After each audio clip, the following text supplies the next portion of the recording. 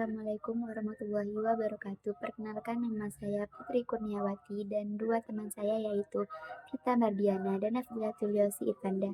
Kita dari kelompok 1 ingin menjelaskan tentang kajian hadis dalam studi Islam, dan saya sendiri akan menjelaskan tentang kedudukan hadis dalam studi Islam. Hadis merupakan sumber hukum kedua dalam Islam setelah Al-Quran.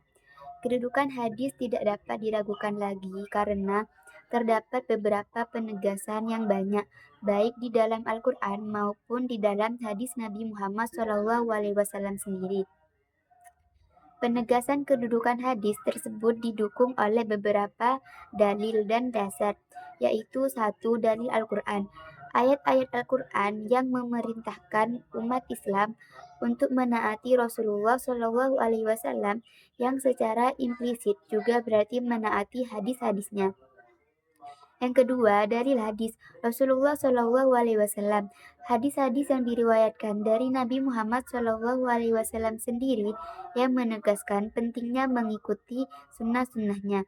Yang ketiga, ada ijma ulama, konsensus atau kesepakatan para ulama Islam sepanjang sejarah mengenai keabsahan dan otoritas hadis sebagai sumber hukum.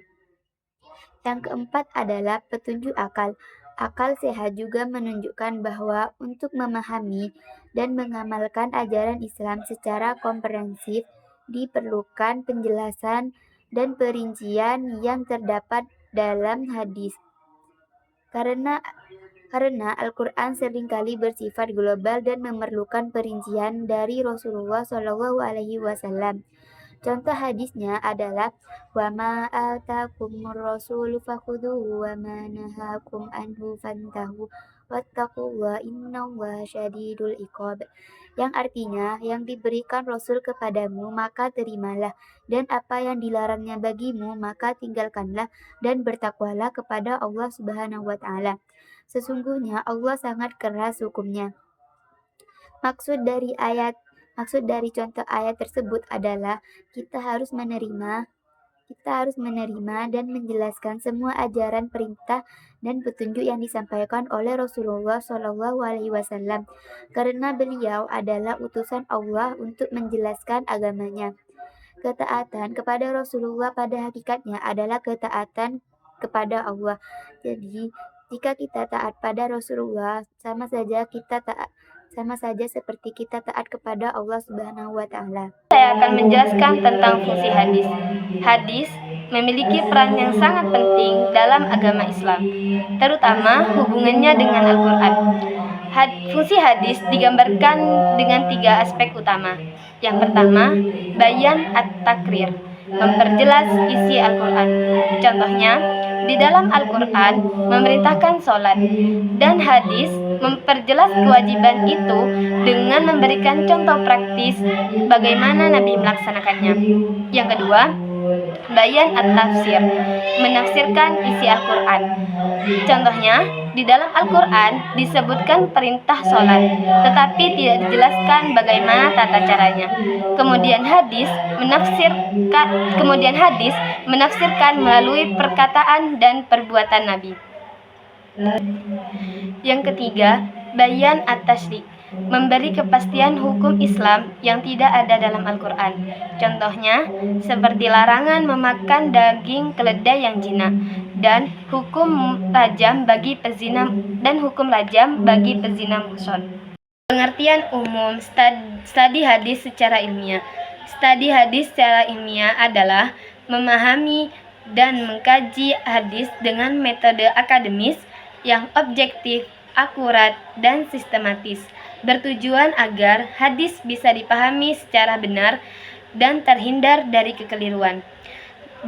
Untuk itu digunakan 4 pendekatan yang biasa digunakan untuk penelitian ilmiah. Pendekatan yang pertama adalah pendekatan normatif. Biasanya pendekatan ini terfokus pada sanad atau rantai perawi hadis. Pendekatan yang kedua ialah pendekatan deskriptif. Pendekatan ini biasanya terfokus pada matan. Yang ketiga, pendekatan kualitatif. Pendekatan ini biasanya terfokus pada kaidah dan teori ilmu hadis.